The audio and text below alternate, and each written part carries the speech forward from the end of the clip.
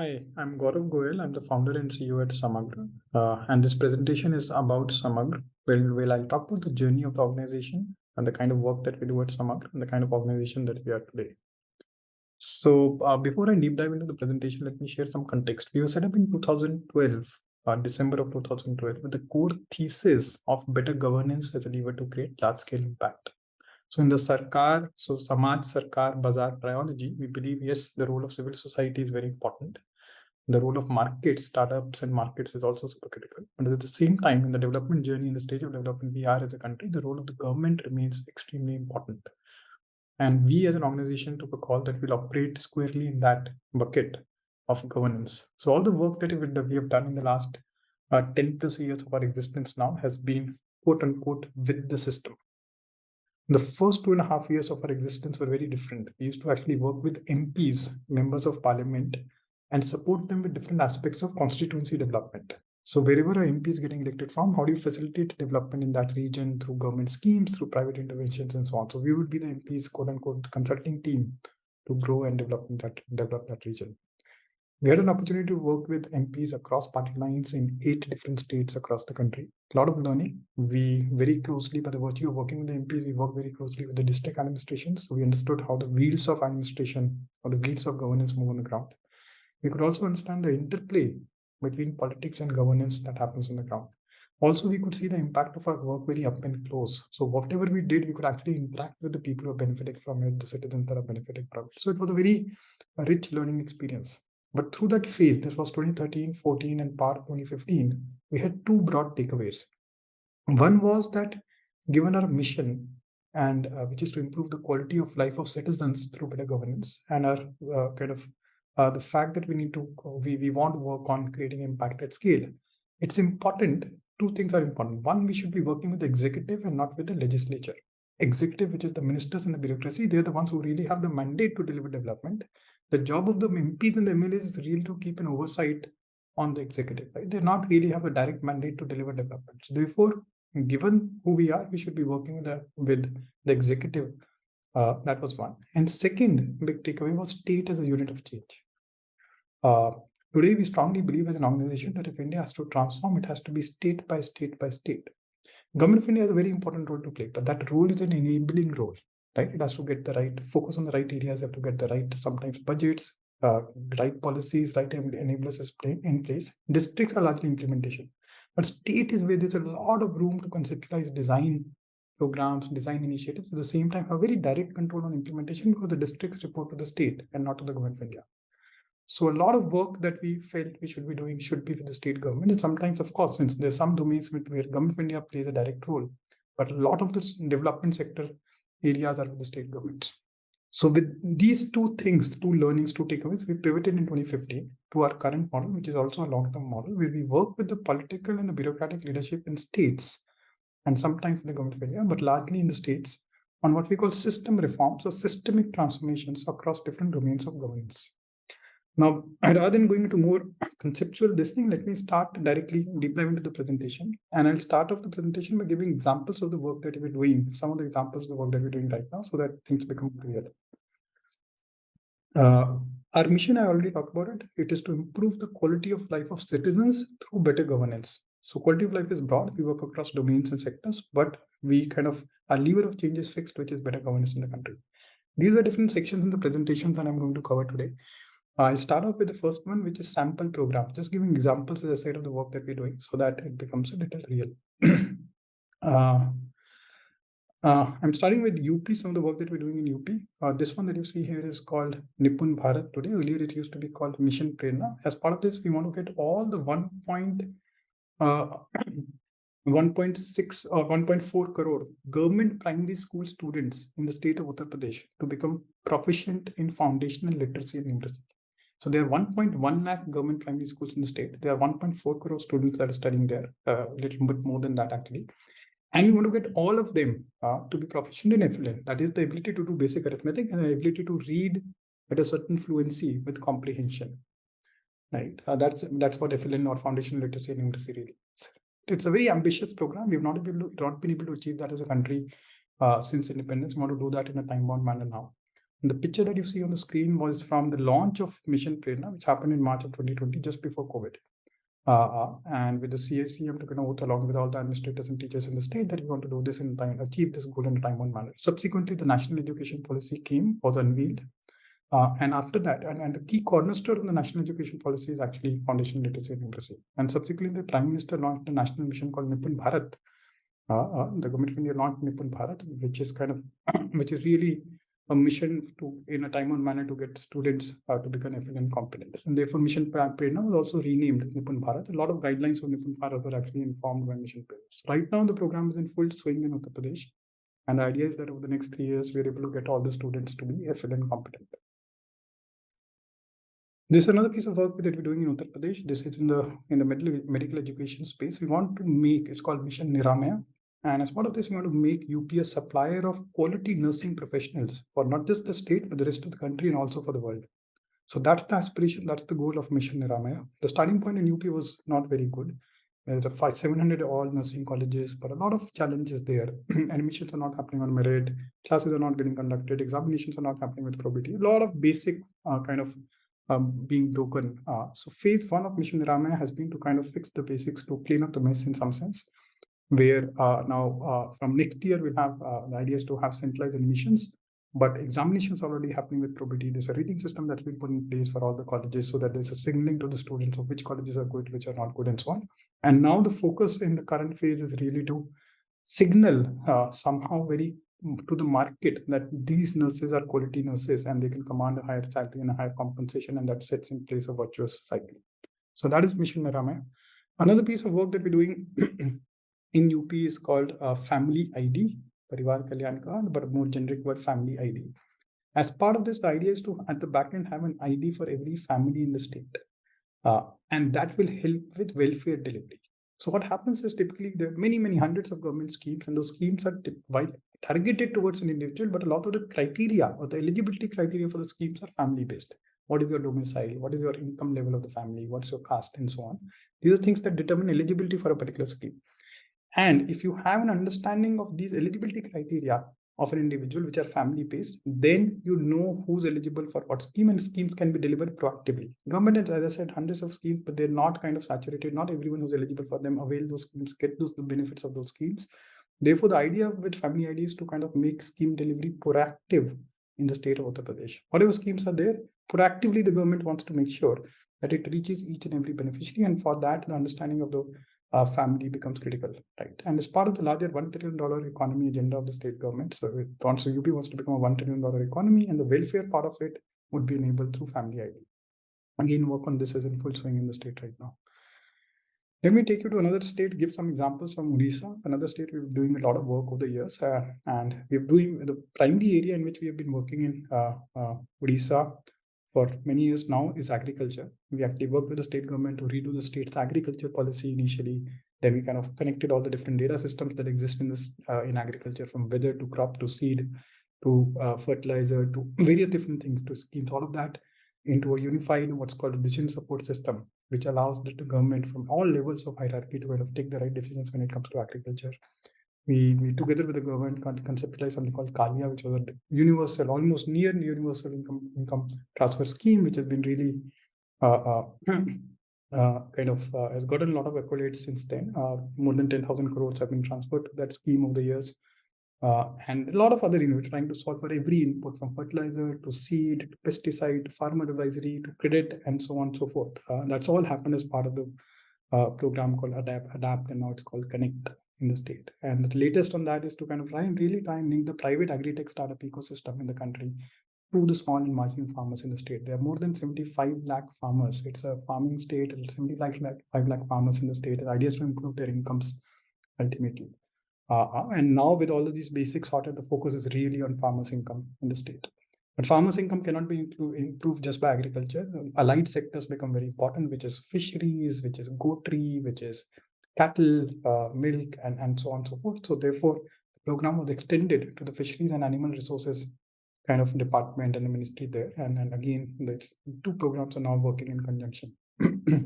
Another piece of work that we're doing in Odisha is around tribal tribal health. So under the tribal health collaborative Anamaya, we are working with the tribal department in the state of Odisha to improve the conditions of the tribal population. Again, there's a significant tribal population in the state. And the focus is on health, and the focus is on health and nutrition related kind of indicators for the tribal population. But by the virtue of it, we'll also be working more broadly on upliftment of the tribals. So that's another piece of work that we're doing in the state of Odisha. Now coming to Haryana, Haryana is the state we've been working for the longest. In fact, that's a state we've been working for almost last 7 odd years now. And this is a piece of work that's already completed. It's called Antyodaya Saral. We had a small construct in the Chief Minister's office in Haryana called the Digital Haryana Cell, under which we undertook this piece of work called Antyodaya Saral. We wanted to completely overhaul the way any government to citizen scheme or service gets delivered in the state. Its schemes are places where you get benefits like pension, scholarship, and so on, and services are things like driving license, domicile certificate, and so on. A lot of challenges the citizens used to face in availing these schemes, availing these schemes and services, the interaction with the government officials, petty corruption, a lot of issues there. The idea was to overhaul this. There were more than 550 plus schemes and services cutting across 30 government departments. And over a period of 2.5 years, we worked very closely with the Chief Minister's office, with all the 30 plus departments of the state, with all the 22 districts of the state to really change this situation such that the experience of the citizen becomes hassle-free when it deals with the government to avail any scheme or service. Many things happened there on the technology front. Technology was a key backbone for all of this. We streamlined the way citizens interact with the government, almost trying to eliminate any interaction of the citizen with any government official formally, right? So that was a thing there, and a lot of work on the accountability front where visibility was created, and every officer almost in the state had a Saral score or the net performance and service delivery. So all of these things happened, citizen rating being incorporated, helplines being set up. So multiple things to overhaul the situation. Today, Haryana is number 1 on the citizen-centric governance index that the government of India published subsequently. So Haryana ranks on top of it. The number 2 state is Gujarat, and a lot of that work, most of it is on account of what happened in Antyodaya Saral. It also received the President's Award for the best digital governance initiative anywhere in the country. So that's a piece of work that sustains, and we've kind of moved out of it, and it's now fully embedded in the government. Another piece of work that we did in Haryana was around skills and employment. Again, there were many different disaggregated initiatives that we took under this. One was to completely overhaul the way government recruitment happens in the state. A lot of challenges. The former chief minister was in jail serving a sentence for recruitment scandal and so on. The current chief minister wanted to overhaul that through use of technology, changes in process, changes in policy, changes in the organizational structure of the entity that does the recruitment. All of this happened, and Haryana today has a fairly cleaned up system of Group C, what's called Group C and Group D recruitment in the state. We also have kind of overhauled the way contractual employees get recruited, or contractual employees kind of get taken up by the government. A whole new system has been set up for it called the Haryana Kaushal Rozgar Nigam, and a lot of technology first kind of platform initiative, digital first. It's been set up like a digital first entity, and all the contractual recruitment in the state is happening through that. So we are on the private side. We also did a lot of work on the ITI or the government ITI front and overhaul the functioning of that and so on. It's again a piece of work that we've kind of wrapped up in the state. Saksham Haryana education is the other bit we've been doing in Haryana. This is something that we continue to do. And as part of that, the idea was to improve the learning outcomes of all the elementary school students in the state. That was phase 1 of the program.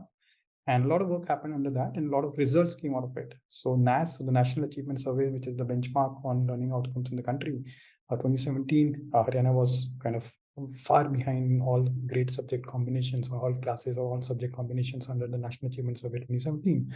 But with work that happened under Saksham Haryana over the next 4 years, Haryana kind of came in top 3 in most of the grade subject combinations in NAS 2021. So that was one phase of the work. And the second, right now, the phase is really focused on higher education, senior secondary classes, not higher education, but grades 9 to 12, where a tablet has been given to every student, every government school students in grade 9, 10, 11, and 12 in the state for personalized adaptive learning. The idea is that every student can learn on their own pace at home in the classroom using a tablet, and that's a program that is currently running in the state, and the effort of the team is to make that successful, along with sustaining some of the other things that happened in the past.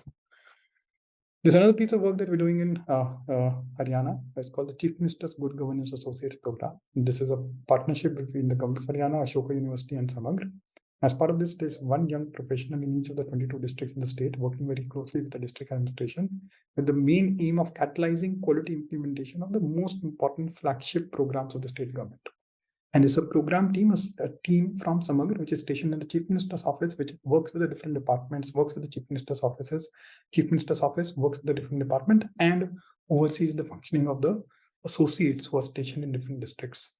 So this is again, this is one of its kind of fellowship that was started in 2016, and we had conceptualized this from scratch, and we ran it for 4 years. Then we moved out again. We are back and running this fellowship right now, but it's kind of triggered a lot of similar fellowships across the country in many states by different chief ministers. So it's been a trendsetter in its own kind of way, CMG, and continues to be the most sought after fellowship amongst young professionals. Some of the work which is not specific to a state, so this is called a collective for digital courts. We've come together with many different organizations to form a collective, and as part of that, we want to really make Indian judiciary litigant centric and seamless for the citizen. Right, that's the larger objective. We picked up to begin with two case categories, which is what happens when a motor vehicle accident happens, and the second is when check bounces. Both of them are there, kind of have 10% a contribution to the pendency of criminal cases and similarly 10% contribution to the pendency of civil cases in the country, the largest categories. And the idea is to kind of make them more fundamentally reimagine the way these kind of cases can be dealt with, so that the logjam that's there in the judiciary, so much pendency is there, that comes down, as well as the life of the litigant and the citizen becomes more kind of easy.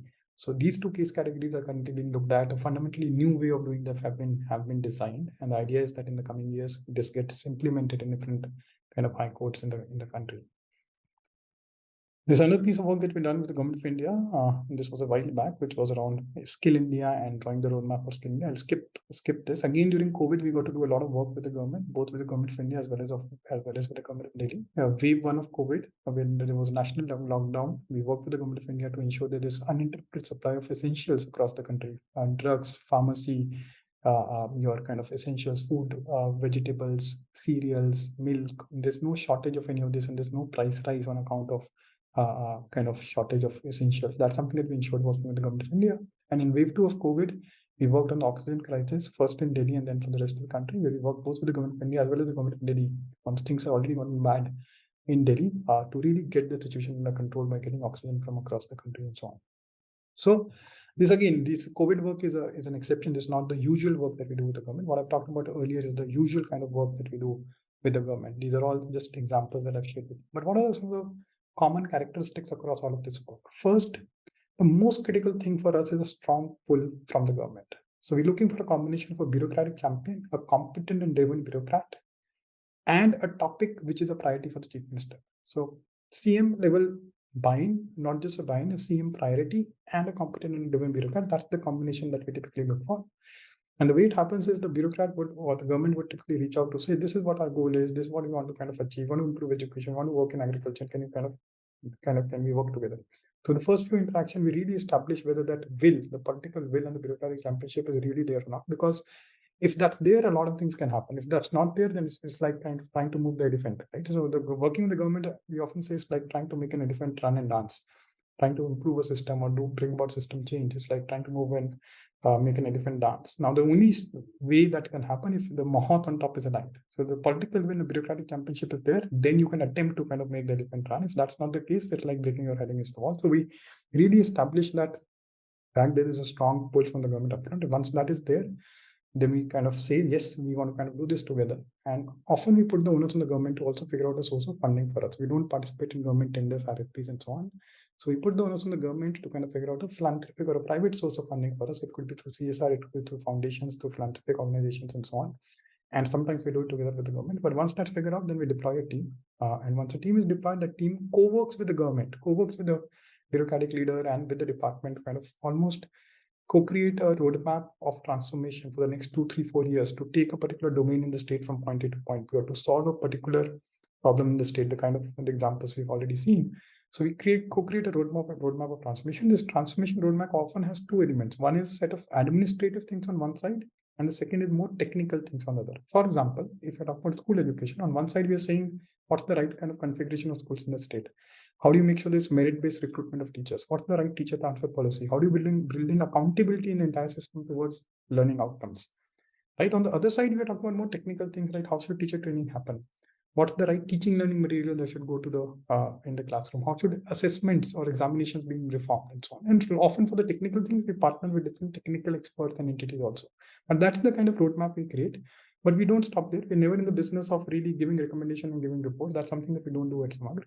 So we really are there through the entire 2, 3, 4 year period to catalyze the implementation of that roadmap. Till the time measurable outcomes are achieved at scale, statewide outcomes are achieved which are measurable. At the same time, things become sustainable in the system, because we don't want that while we are there, a lot of things move, and when you move out, and it's back to square one. So that's the way we operate. That's the typical modus operandi. Any given point in time, we're doing 10 to 15 system reform programs of the kind that I discussed across 5 to 6 domains, 4 to 5 states, sometimes work with the government of India. So that's about the work, sharing the examples of the kind of work that we're doing, and conceptually explaining that. The second part of the presentation that I want to get into is SamagraX. SamagraX is the umbrella under which we're doing all our GovTech and data gov work. So governance technology and data and governance, all of that work comes under the SamagraX umbrella.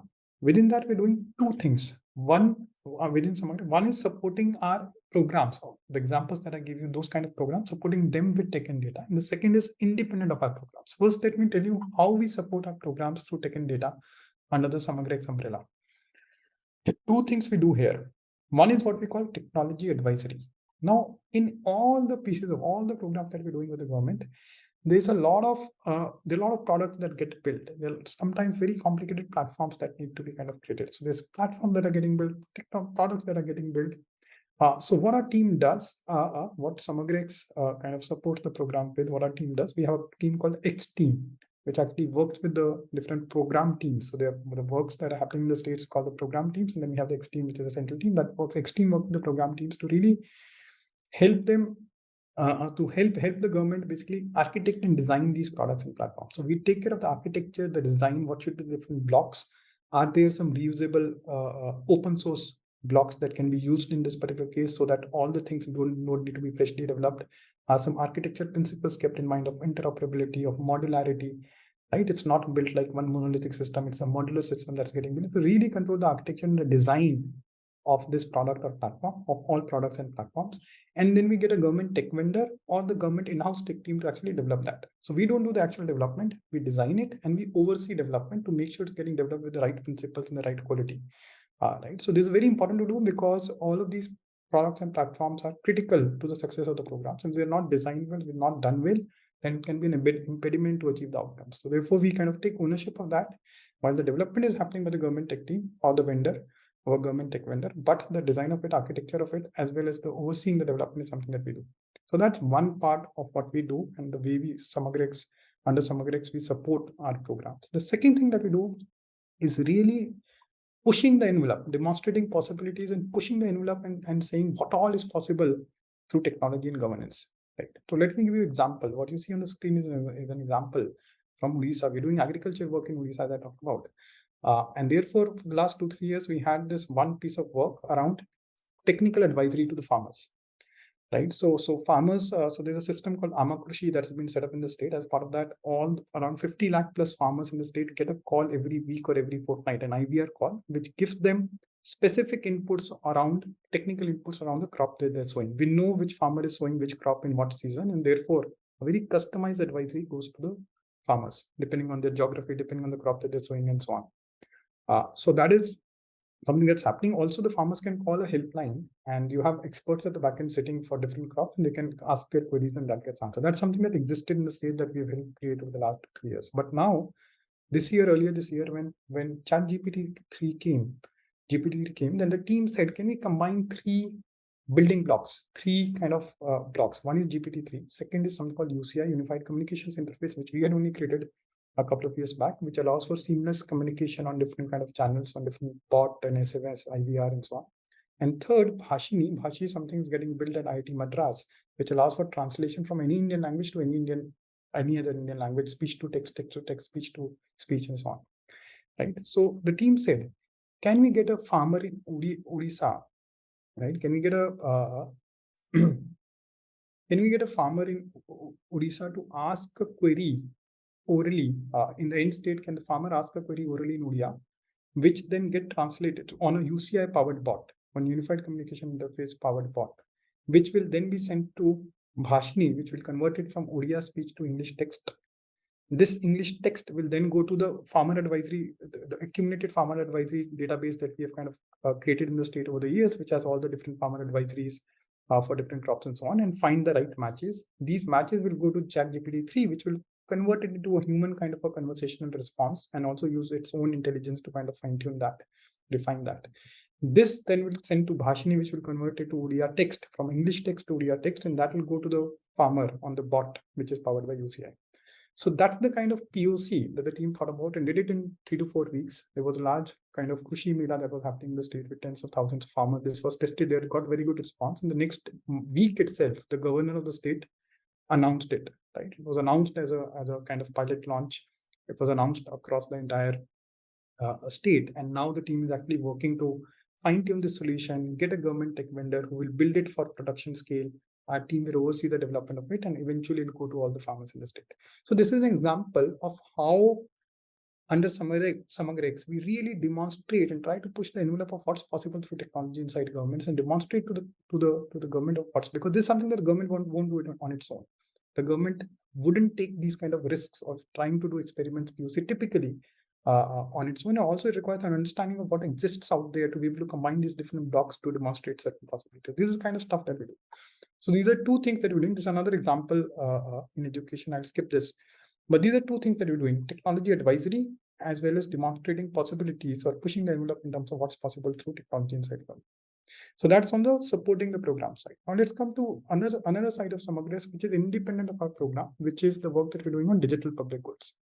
So digital public goods are nothing but population scale kind of technology that gets built, which can be used by any government, even the private sector, to kind of further their kind of own mandates, right? So that's digital public goods, and a lot of talk of digital public goods and digital public infrastructure is happening today as part of under G20 and otherwise, and that's the space that we work closely in. A lot of the work that we're doing here is with the ecosystem of Mr. Nandan Nilekani and his team at the XTEP Foundation and others. So we work a lot with them and otherwise on digital public goods. These are examples of the digital public goods that we have worked on in the last few years. I'll give you one for explanation, something that we're working on. The first one, Universal Learner's Passport.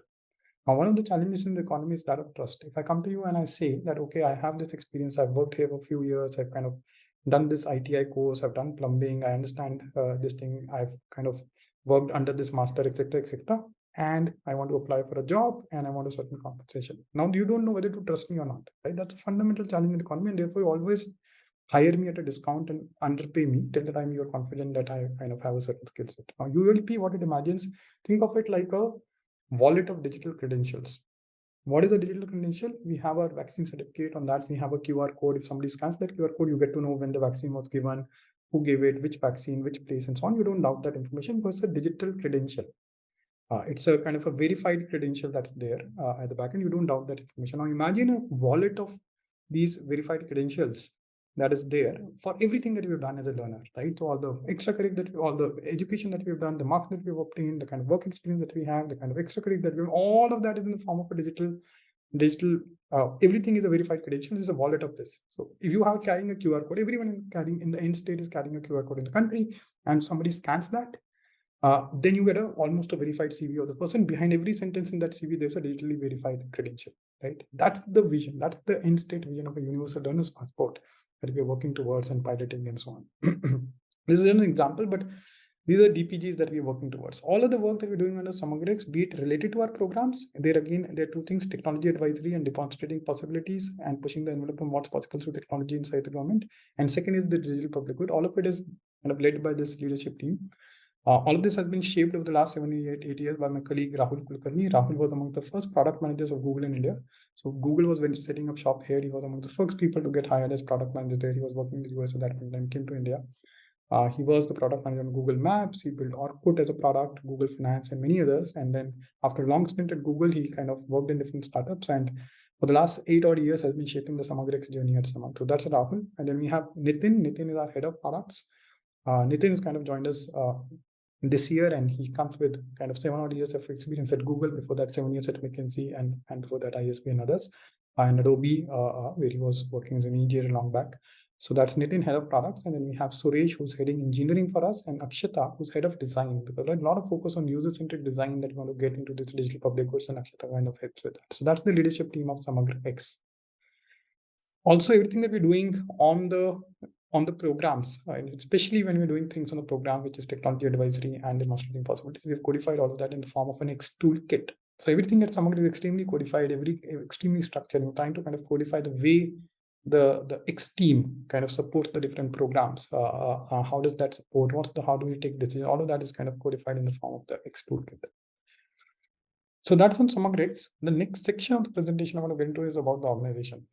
And the goal at Samagra is not really just to deliver some impact on individual program, but really we are really here to create a high quality institution that lasts beyond the current set of actors that are here, the current leadership team of Samagra. That's really the goal, to create a high quality institution that stands the test of time, that is here for decades, to kind of continue to deliver impact for decades. So key part of that, of course, is people. I'll first talk about people. We have a very, I would say, diverse team, young team, diverse team, and extremely talented team. We take pride in the team that we have. We've been able to assemble a good group of people who both have raw talent at the same time, extremely talented at the same time, extremely committed and extremely mission oriented. So that's the combination that we have. And we've kind of taken a lot of pains over the years to kind of build this team. We are a 115 member team right now. The primary, we have multiple tracks at Samagra. Consulting track is the primary track for the maximum number of people, around 70 odd. Then we have product management track, bunch of people on the product track, then engineers, then we have some specialized track and support track. Total 115 right now. And by the end of the year, will be 150 odd member organization by the end of this calendar year.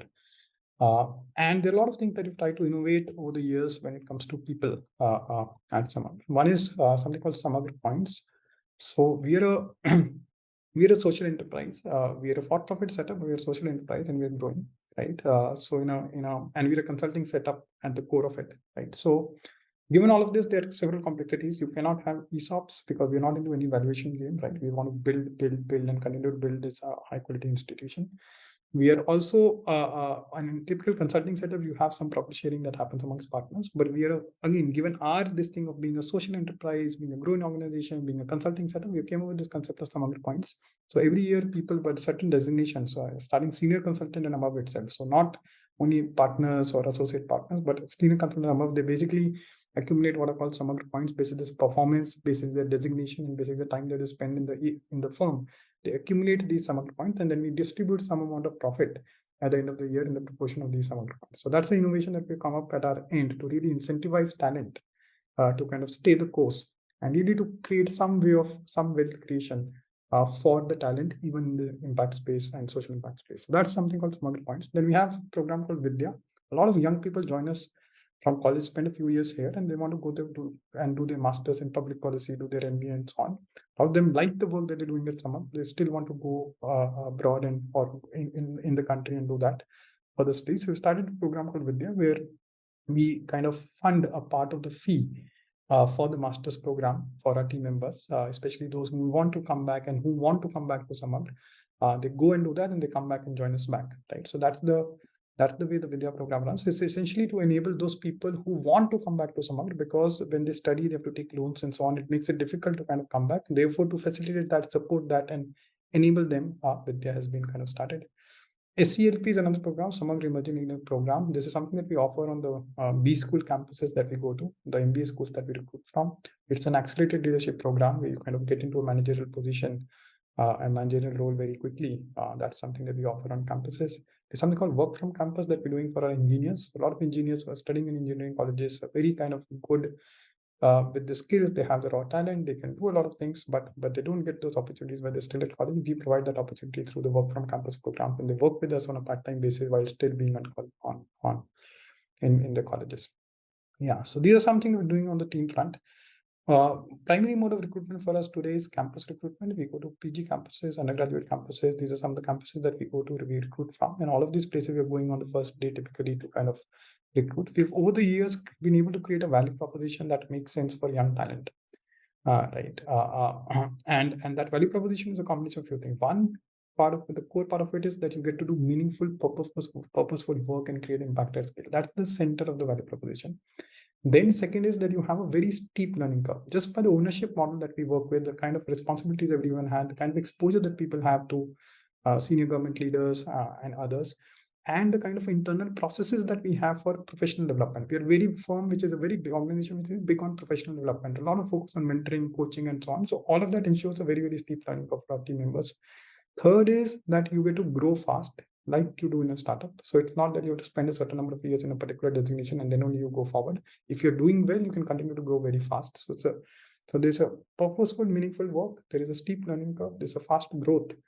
And compensation is like 70 to 80% of what the best in class compensation of campus might be, right? So while the the best campus on the best placements on campus might be a certain level, but you get 70 to 80% of that and not only 30% of that, which was typically the norm in the impact sector, right? So that's how when value proposition starts adding up for people, who, especially those who want to do purposeful, meaningful work. And we really believe that the needle will move when the best talent in the country coming from the best campuses starts to kind of choose a career in the impact space as opposed to going to a McKinsey or a Google or yesterday's kind of unicorn. That's the way I think that's when the kind of thing will turn, because the challenges in this space or this sector that we're working in is kind of are very complex, much more complex, I would dare to say, than what's there in the corporate world. And therefore you need the best minds in the country to be working towards this. And that's our kind of mission, that we want to make that happen, at least for ourselves, if not for the entire sector. Over the years, we have these 6 leaders with homegrown leaders at Samagra who spent someone spent 7 years, 6 years, 5 years at Samagra, and really kind of grown up the ranks. And today they form the leadership team of Samagra, who are driving all the work and taking responsibility of what we're delivering on our programs across the board. Also, other than people, the second part of the organization is the way we have structured ourselves. There are 2 things which are important at Samagra. One is Samagra Core, and second is Samagra Constructs. Samagra Core are those elements which are the intrinsics of the organization. What's our mission? What are the values that we kind of stand for? What are the ways in which these values translate in a day-to-day working? What's the mindset that we want among the people that we have, and so on? So these are all kind of examples, elements within the Samagra Core. Then there's Samagra Constructs. Samagra Constructs are those elements which help deliver outcomes on the programs that we're doing.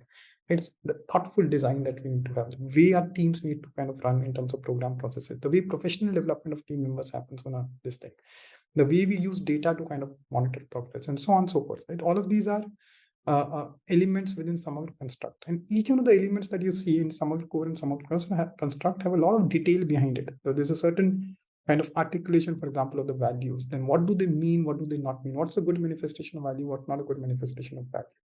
Right? Similarly, program processes. What are the different processes the team needs to have? When do they need to be conducted? Who all need to be part of it? What's the right template in which they need to be done? What's the output from a predictive process? All of these things have been codified, and they've not been done sitting in a room, in the sense that we've done things, learned from it, and then codified, then rolled it out across the entire org, then fine-tuned them, refined them over a couple of years, and then again kind of tweaked it, and so on. So it's come through a process of 10 years of codifying the way. So this is, you can say, the operating system of the org, the way we operate.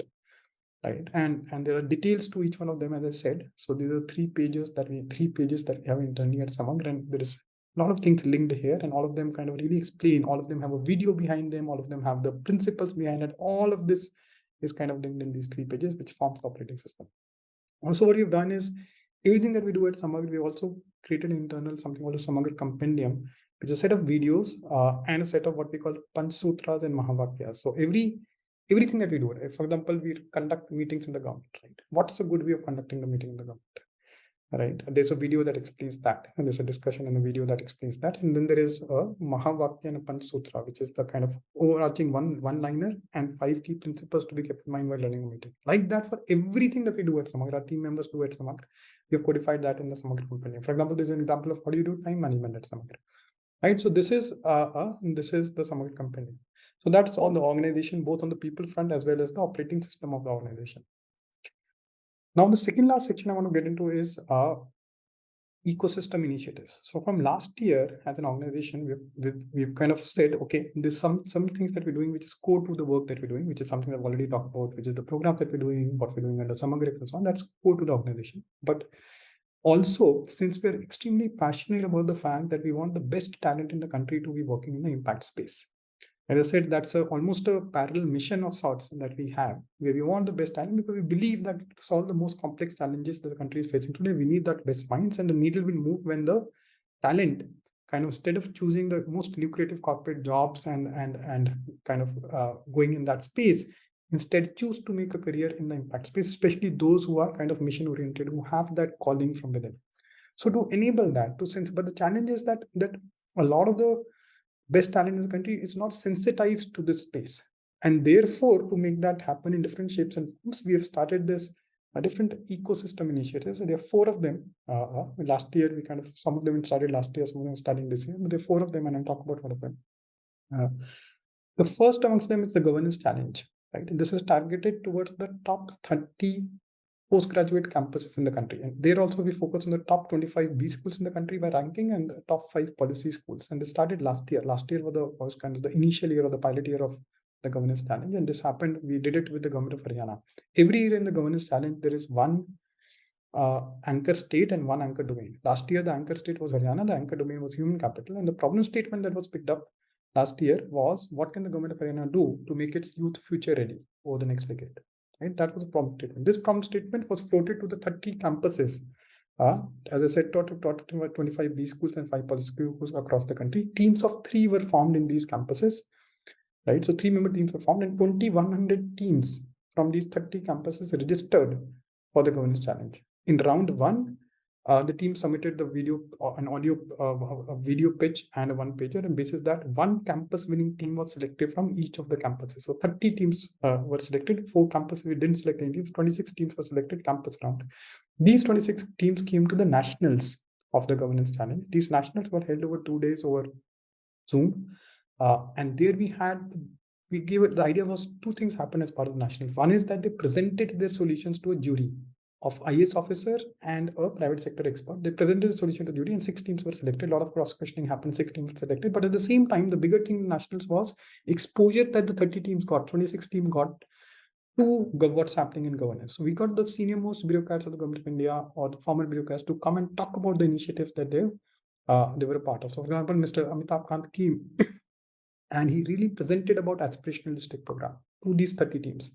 Mr. Anil Swarup came, he presented about coal reforms to these 30 teams. Dr. Indu Bhushan came, he presented about Ayushman Bharat to these 30 teams. So senior bureaucrats came and presented it to the teams so that they get their exposure. We had people in the ecosystem leaders to come.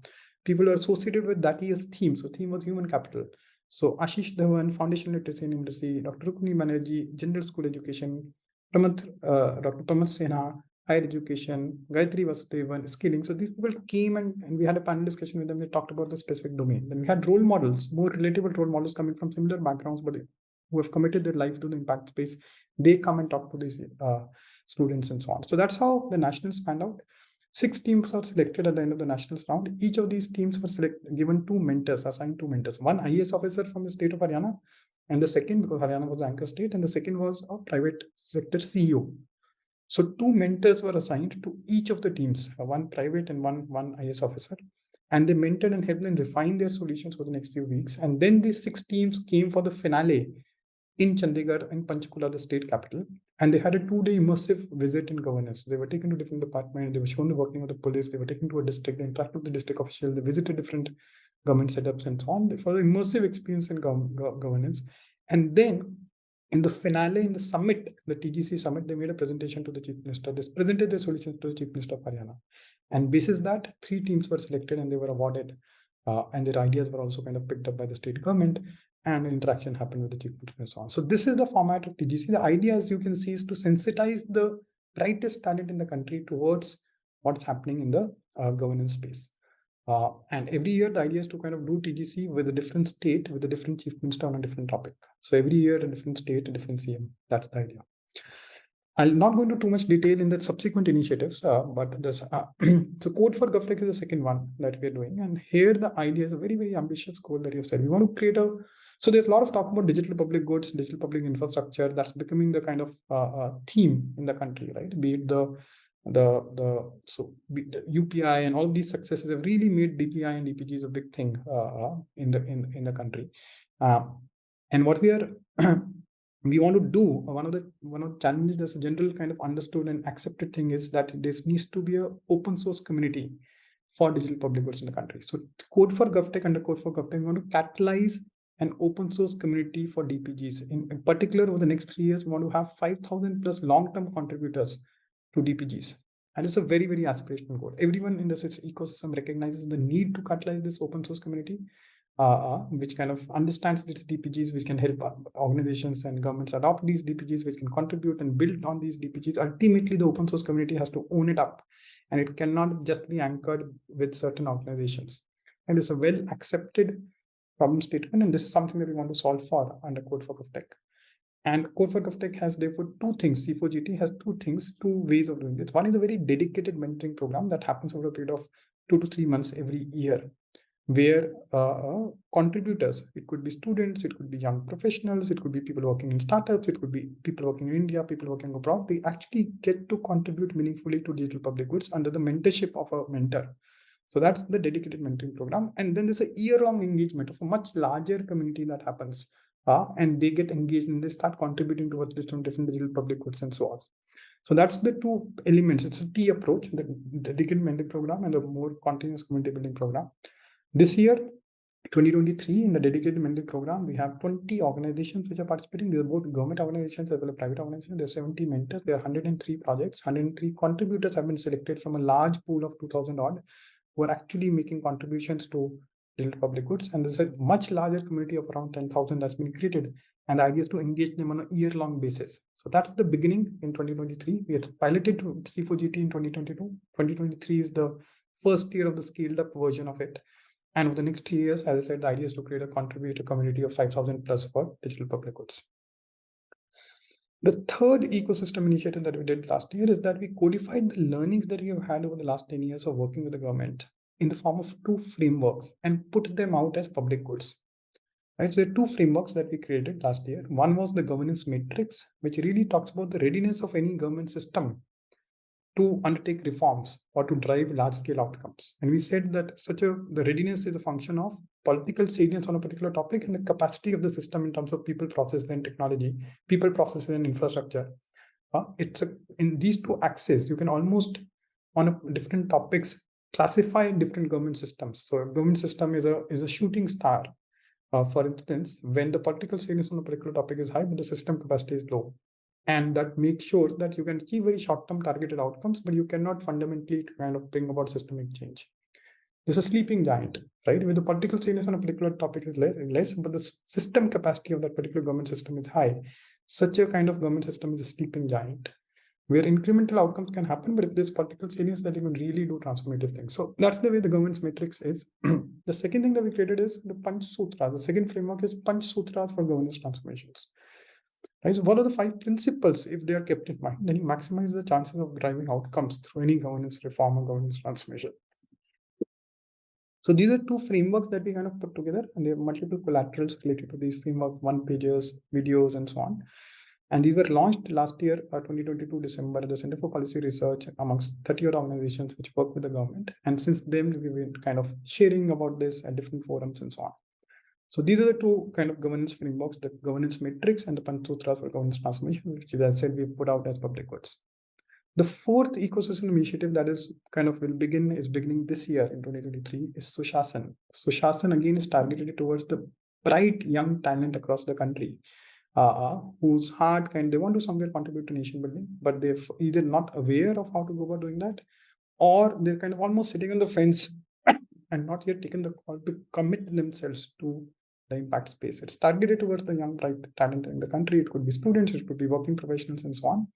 And as part of this, Sushasan, I'm having freewheeling long-form conversations with IAS officers and people who have really brought about large-scale change. So IAS officers who have been associated with transformational reforms in the country or in different states, and also private people outside of the government, but who have engaged closely with the government to kind of bring about large-scale change.